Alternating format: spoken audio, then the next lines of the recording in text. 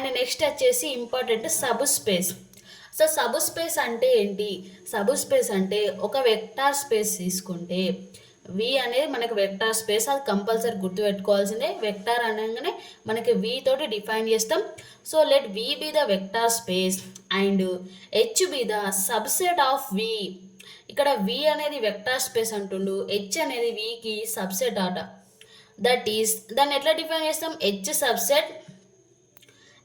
Subset V, then H is said to be subspace if H satisfy the following conditions. V అనేది vector space తీసుకుంటే H అనేది వికి subset అవుతుంది. ఎప్పుడు అవుతుంది అంటే దానికి కొన్ని కండిషన్స్ ఉన్నాయి. ఆ కండిషన్స్ సాటిస్ఫై చేసినప్పుడు మాత్రమే హెచ్ అనేది వికి సబ్సెట్ అవుతుంది. మరి ఏ కండిషన్స్ సాటిస్ఫై చేయాలో చూద్దాం ఇప్పుడు. ఓకేనా, మనకి 3 కండిషన్స్ ఉంటాయి. వెక్టర్ అనేది హెచ్ అనేది వికి సబ్ స్పేస్ కావాలంటే 3 కండిషన్స్ సాటిస్ఫై చేయాలి.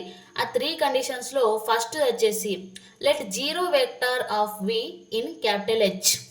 అంటే ఒక జీరో వెక్టార్ని మనం విలో తీసుకుంటున్నాం, అలాగే హెచ్లో కూడా తీసుకుంటున్నాం. అంటే వెక్టార్ స్పేస్లో తీసుకుంటున్నాం అండ్ సబ్ స్పేస్ హెచ్లో కూడా తీసుకుంటున్నాం. సో తీసుకుంటే అప్పుడు మనం యూ ప్లస్ జీరో చేసిన, జీరో ప్లస్ యూ చేసిన, అప్పుడు ఆ జీరో ఎలిమెంట్ అనేది మనకి ఎక్కడ ఉంటుంది? హెచ్లో ఉండాలి. సపోజ్ మీకు ఇంకా ఈజీగా అంటే వి అనేది సబ్సెట్ కావాలంటే ఇక్కడ ఏబిసిడి అని తీసుకున్నాం అనుకోండి, వి వెక్టార్ స్పేస్.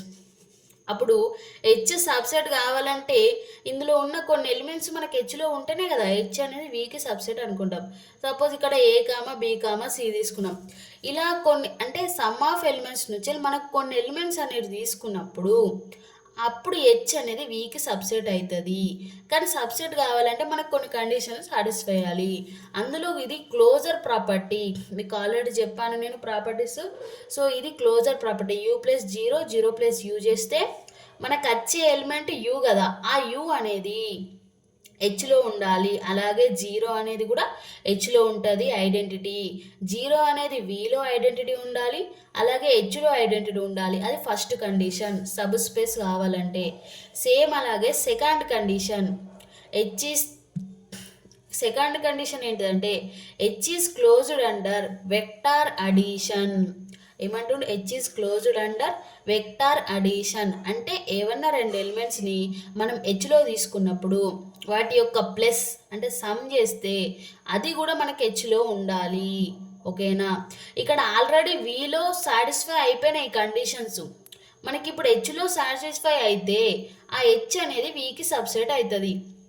ఎందుకంటే మనం విలో ఉన్న ఎలిమెంట్స్ని హెచ్లో రాసుకుంటున్నాం, రాసుకొని వాటిని కూడా కండిషన్ అనేది సాటిస్ఫై అవుతుందా అవుతుందా అని చెక్ చేస్తున్నాం. ఇప్పుడు యూ కామా వి అనే 2 ఎలిమెంట్స్ అంటే ఏ కామా బి, సపోజ్ ఇక్కడ ఏ కామా బి కాకుండా 1 2 3 అని తీసుకున్నాం అనుకోండి. అంటే యూ కామా వి అంటే 1 కామా 2 బిలాంగ్స్ టు హెచ్ తీసుకుంటే 1 + 2 వేస్తే 3 అవుతుంది. 3 కూడా మనకి హెచ్లోనే ఉంటుంది. ఓకేనా, ఇక్కడ విలో 1 2 3 4 అని తీసుకుంటున్నాను నేను సపోజ్.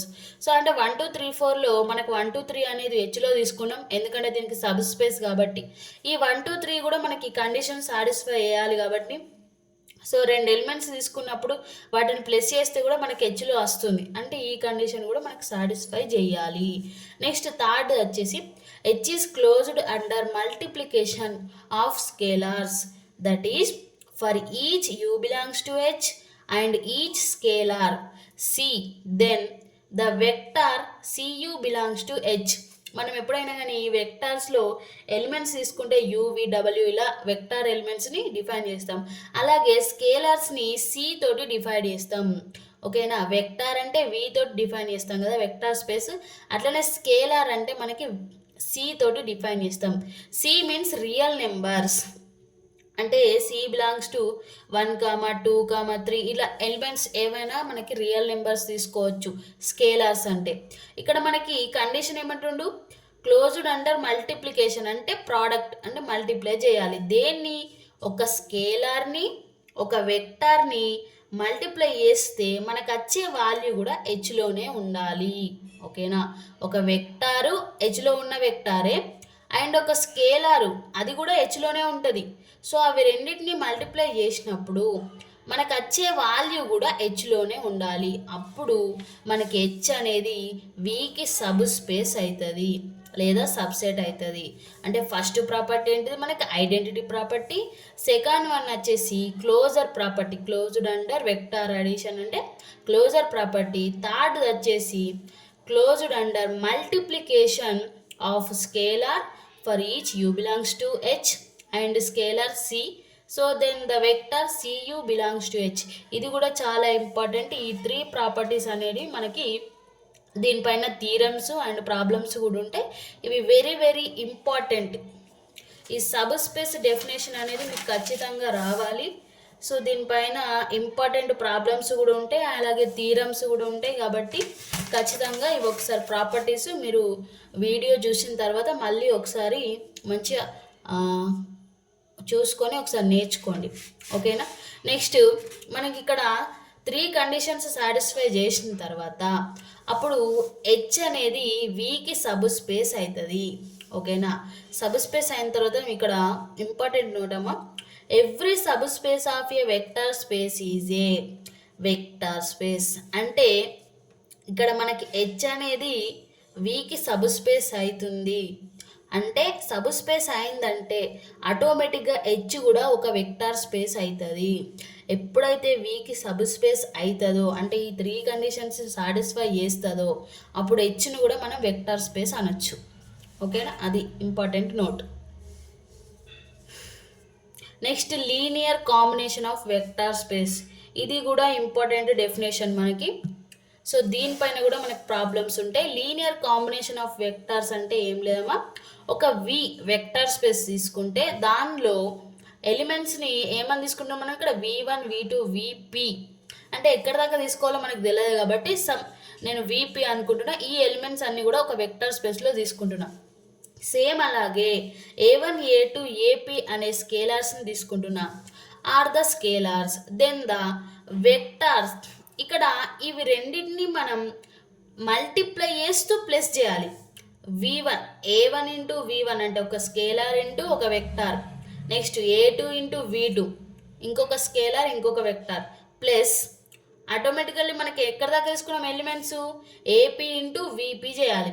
ఇవన్నీ చేస్తే ఈ కాంబినేషన్ అనేది ఎందులో ఉండాలి, మళ్ళీ వెక్టార్ స్పేస్లోనే ఉంటే దాన్నే మనం linear combination of v1 v2 vp అంటాం. ఇవి కొంచెం వినడానికి అర్థం కాకపోయినా కూడా మనకు ప్రాబ్లమ్స్ చేస్తే ఈజీగా అర్థమవుతుందమ్మా.